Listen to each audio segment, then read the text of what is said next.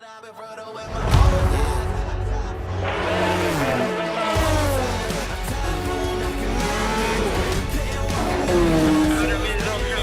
inside of the Ferrari, the Porsche trying to come back at James Collado.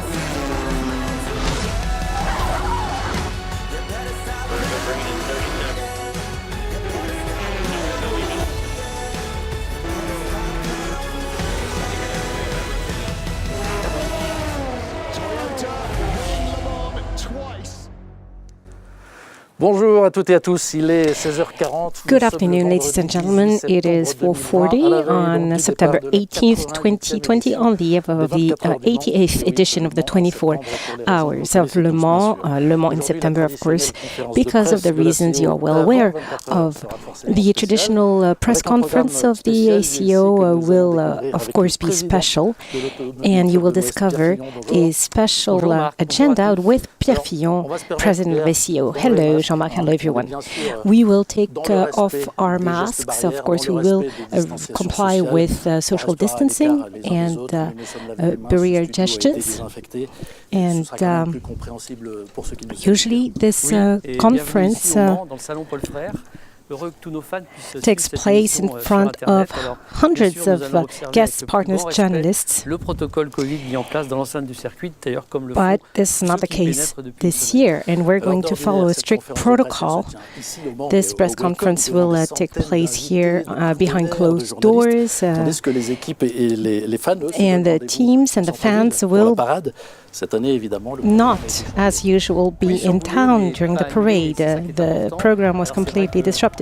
It was disrupted, but not cancelled, and that's what counts. Of course, this is really sad for us to have had to organize the 24 hours under these circumstances, but they will take place, and this is what counts, and the cars will be on track tomorrow at 2:30. It will be a great success. We are sure of this. So now this is a press conference. We have some information and announcements to make. You will discover the WEC timeline for 2021, the dates of the races, the format, circuits, and we will have a large sequence dedicated to the top category. You will learn everything about the new regulations, and of course we will reveal the name of this new top category at Le Mans and WEC. Le Mans is all about innovation, and there's a hydrogen challenge which is already well underway. You will hear all about this, and there's also a brand new partner in this agenda, and we'll explain how you can follow us remotely for this 80th edition. So we are here with Pierre Fillon, President of ACO, and Richard Mille, the President of the Endurance Commission of FIA. We also are here with Gérard Neveu, Director General of WEC, and John Doonan, President of IMSA, and we are very happy to have you here with us from the US. It's not easy to travel right now, so hello everyone. So we have a full and beautiful agenda, and without any further ado, let's open our first chapter on the future of the elite of endurance racing. We are gathered here for an important moment, the revelation of the name of the top endurance category, which will soon gather the elite of the discipline on both sides of the Atlantic, with the contenders fighting for victory. Pierre Fillon, it is high time we unveil the name of this top class in the WEC and at Le Mans. Well, Marc, the top category at the 24 hours and the WEC, which will open a new era, will be hypercar. Hypercar. So that is the first piece of information. Of course, it's no real surprise, but who will be eligible to belong to this hypercar category? This is a unique category, and LMH cars and LMDH cars will be eligible. I'm sure we'll come back to that later on. Yes, absolutely. At the beginning of 2021, the first hypercars will appear. Richard Mille, do we know these cars yet? Well, everyone knows that Toyota very quickly confirmed its commitment. It's an important commitment. It's a major player in the car manufacturing world. And actually, in spite of the COVID crisis, Toyota stick to its roadmap and will be there. Of course, there will be other contenders.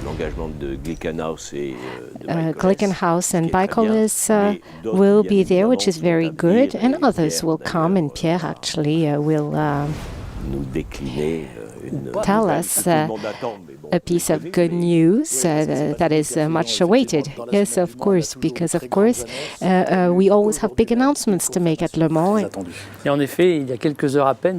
Yes, indeed, a few hours ago, Peugeot announced its ambitious endurance program. It's coming back in the discipline in 2022 with a hypercar, and we have Carlos Tavares, chairman of the PSA Group Management Board, who will be the project leader and will announce the start of the race at 2:30.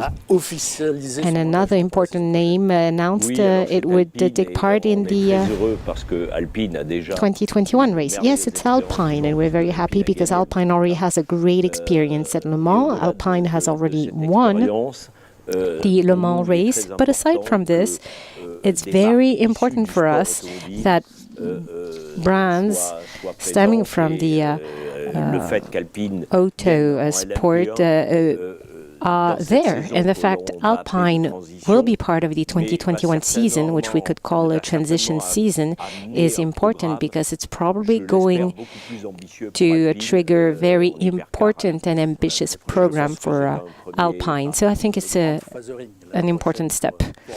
We will have a grandfathering happening for Toyota, Peugeot, and Alpine next year. So this is excellent news. And it's only a beginning. Yes, absolutely, we hope.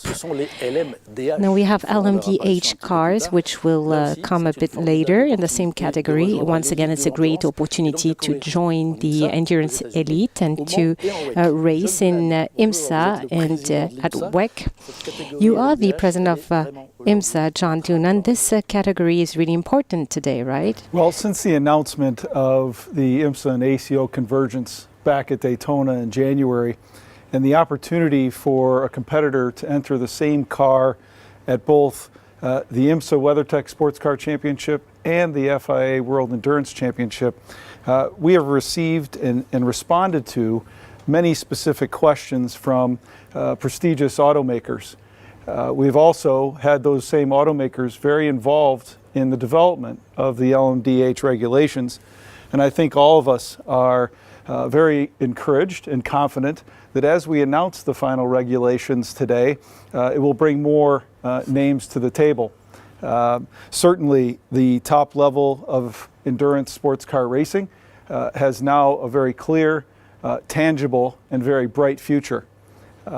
Certainly, this is quite frankly very good news in this difficult global context. Yes, absolutely. It's a great piece of news. John Doonan was telling you that a few months after this partnership was made official, we now have the final regulation of LMDH. It's a feat that was made possible thanks to the ACO and IMSA technical teams with Thierry Bouvet and Matthew Curdock. And those two men will tell you everything about the new regulations.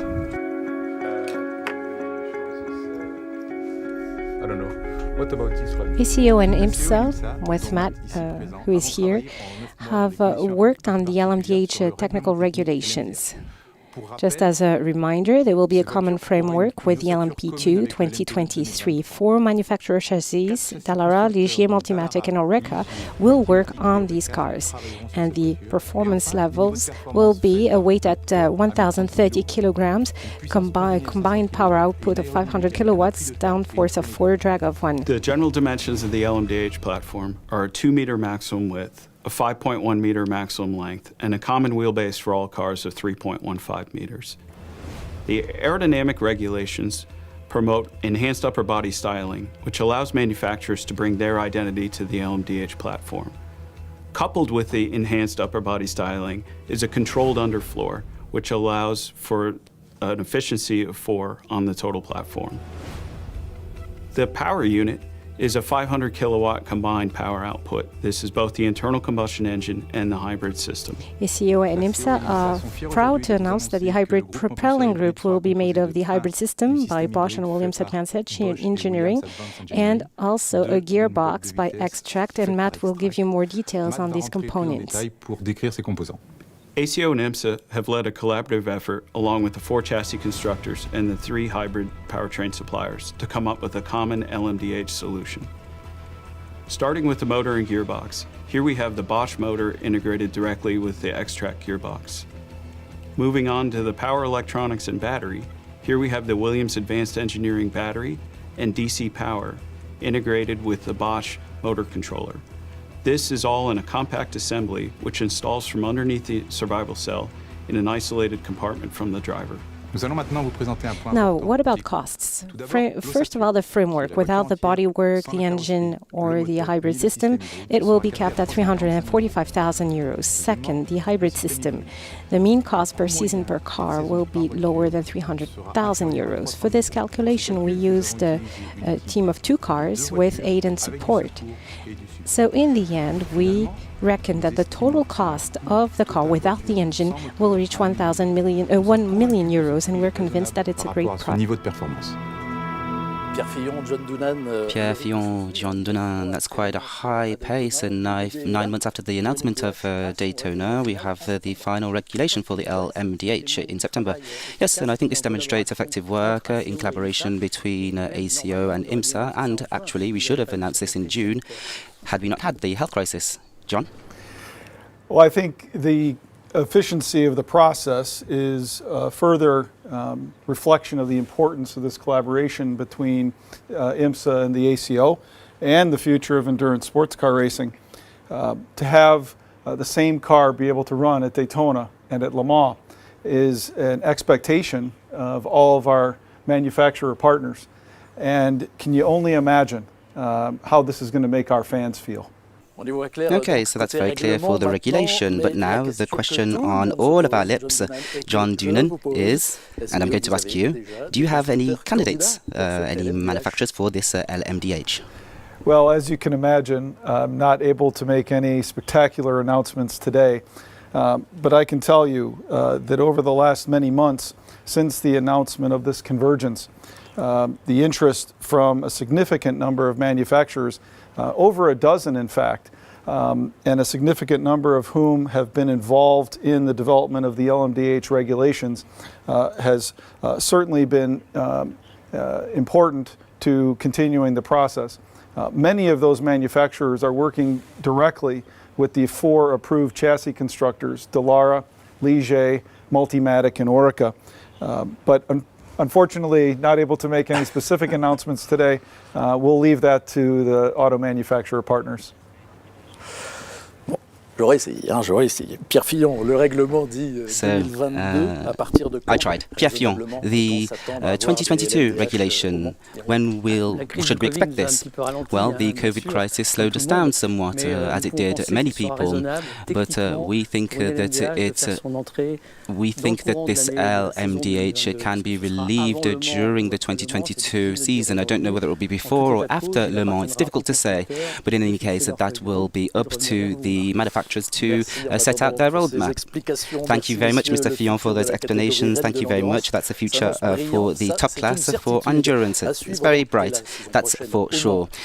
So now for the next series at Le Mans and the WEC, because we're going to hear about that now for 2021.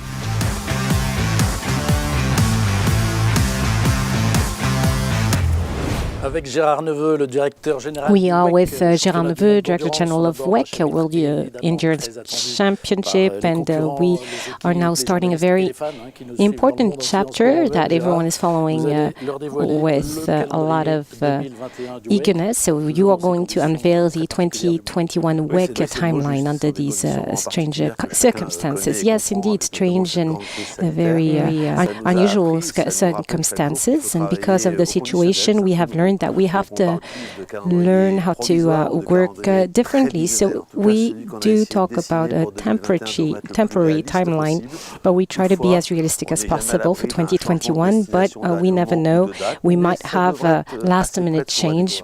Nevertheless, it should be more or less close to what you're going to discover now. 2021 is now. So 2021 is a season 9 of the WEC, so we start where WEC started in 2012. All of our friends in the US follow this closely. We have the 1,000 miles of Sebring on 19th of March. Of course, if we can go to the US in March.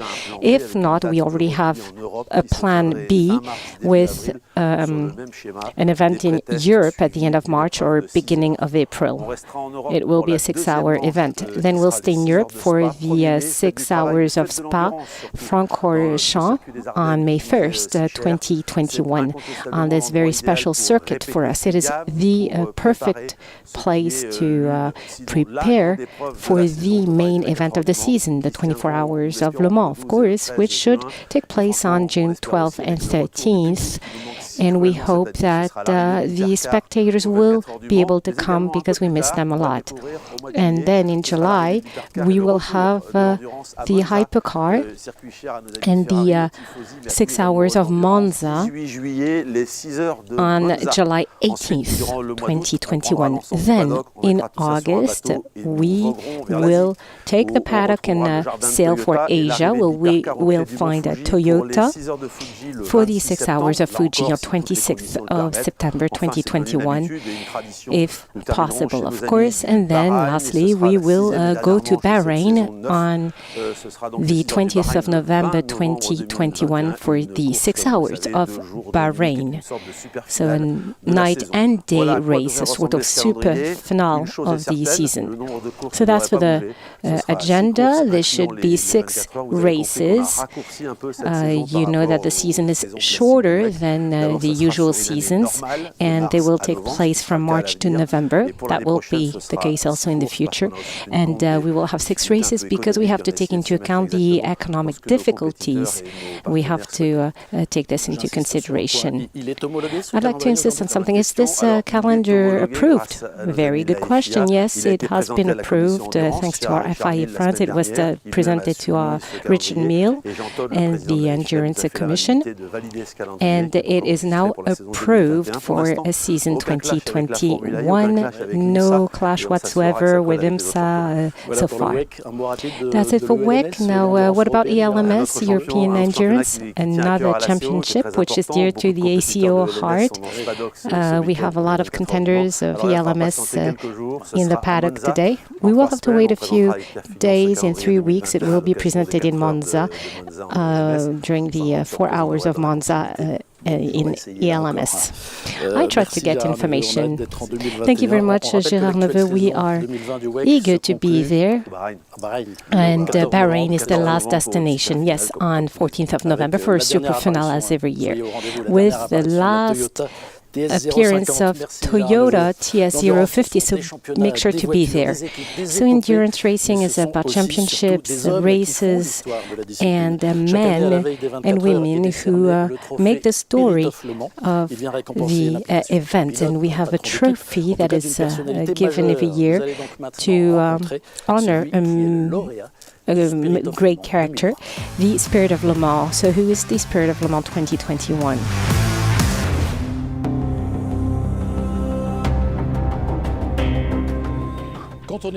When you're Italian and you are called Ferrari, can you do anything else than auto race? Amato, when he was a child, watched the 24 hours of Le Mans on TV, and he would imagine himself on the track. That was so famous. And today, the AF course team manager is 3 times the winner of the 24 hours of Le Mans in LMGT Pro category.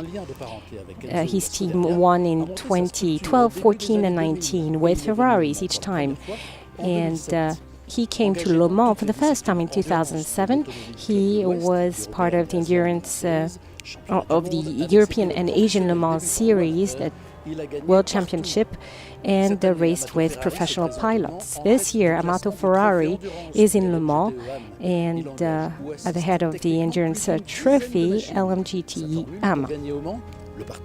And his formula to win it all is to share, to be confident and to be humble. And he is very proud of being part of this adventure. So is it a cliche to be called Ferrari and to be a racer? No, it's a rather philosophy, a state of mind. Amato Ferrari is the spirit of Le Mans 2020 after Patrick Dempsey, who was on a Ferrari in 2009 for his first participation in Le Mans.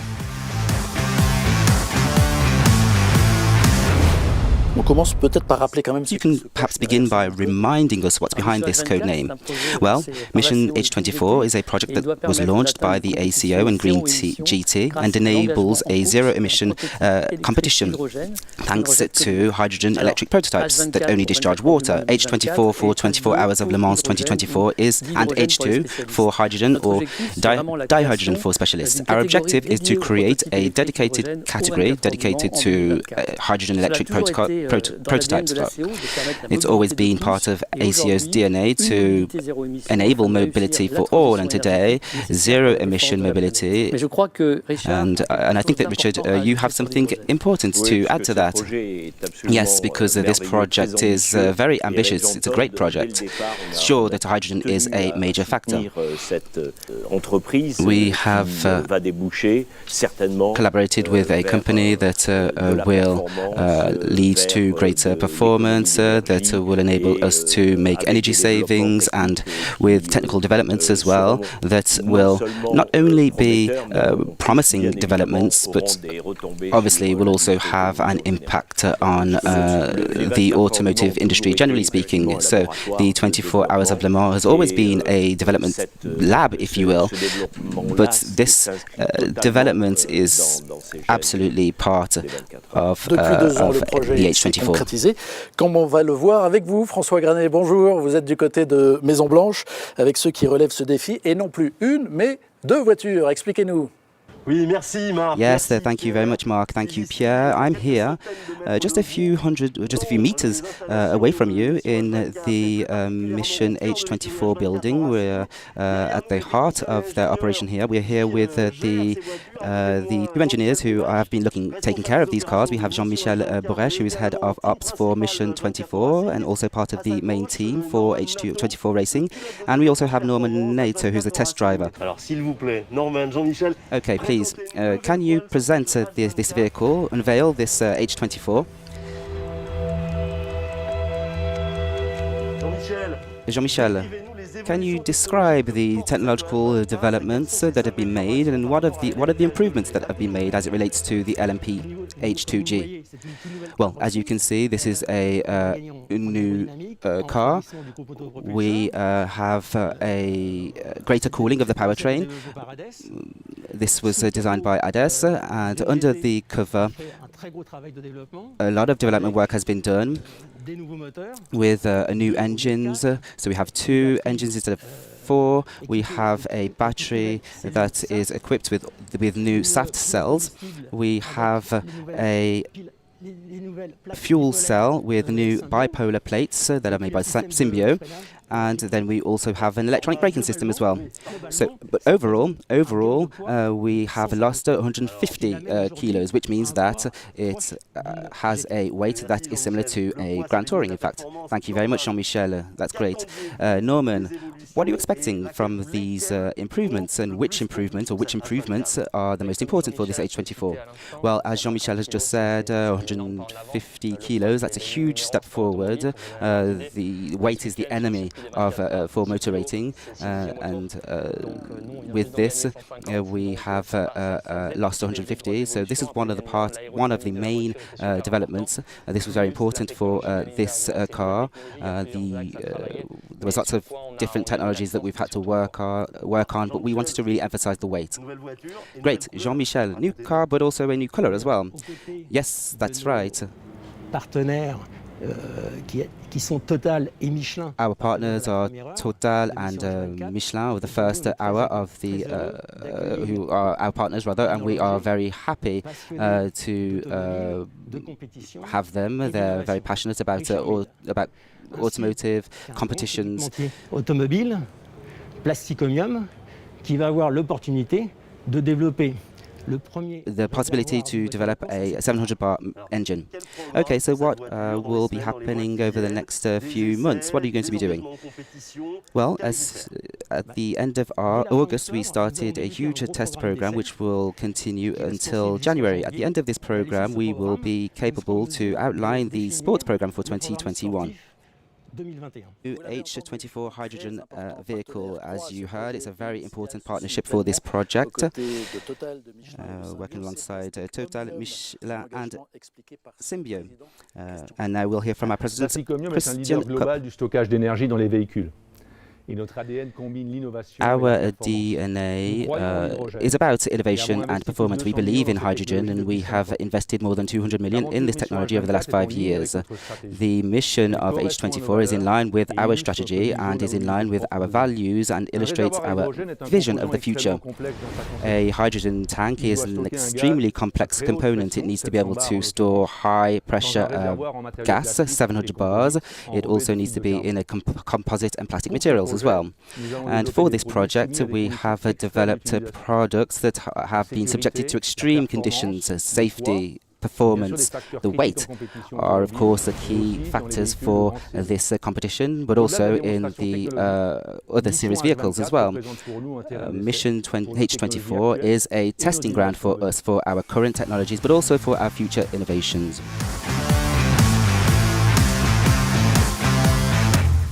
Alors, on l'a déjà évoqué, mais on le rappelle, Pierre Fillon. Well, we already mentioned this, but Pierre Fillon, for the first time in history, the 24 Hours of Le Mans is going to be taking place without spectators. And you've emphasized the means for watching the competition remotely. Yes, that's right, for all the spectators that can't be here. So it will be aired on France 3. 18 hours live will be broadcast, and on other TV channels as well. On social media, of course, you will be able to find all information relevant to the event, and you can watch the race live with all of the rankings, highlights, extracts. And this year we have a new platform, a new website for an immersive, unprecedented experience. Our spectators, the people watching us, will on one hand be able to follow the quiz with 360-degree cameras located in different areas, and they will be able to post and explain to us how they're experiencing the 24 Hours of Le Mans with their friends and family. And they will also be able to help medical professions in their fight against COVID-19, and you'll be able to find this at 24hunited.com. Thank you very much. And so you can see this on your TVs, on your phones, on your tablets. You can catch every moment of this race. So this is a very special press conference, and during that during this press conference, you've heard about the top class, the WEC, the hypercar that will be available next year, and you also heard the first details of the technical regulations for the LMDH.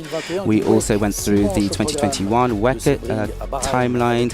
We discussed to bring in Bahrain and also the event in Monza with the H24 mission. You saw the new prototypes, the hydrogen prototypes, as well as their new partner Plastic Omnium, and also Amato Ferrari, who is the winner of the Le Spirit of Le Mans trophy for 2020. Let's come back to the 2020 edition and the weekend race. It's later in the year, so that changes things, right? Yes, absolutely. It brings a lot of suspense to the edition. The temperature on track, the difference between the temperature at night and during the day will have an impact on the whole strategy. And this shows that this edition will be be filled with surprises. And Carlos Navarrete tomorrow at 2:30 will launch the race. Don't forget, 2:30. It's not the usual time. Absolutely. Take good note of this. Thank you so much, Pierre Fillon. Thank you also to Gérard Neveu, John Donan. Thank you to all of you for having followed this press conference. And please take note that tomorrow the start is at 2:30. Thank you very much and good evening.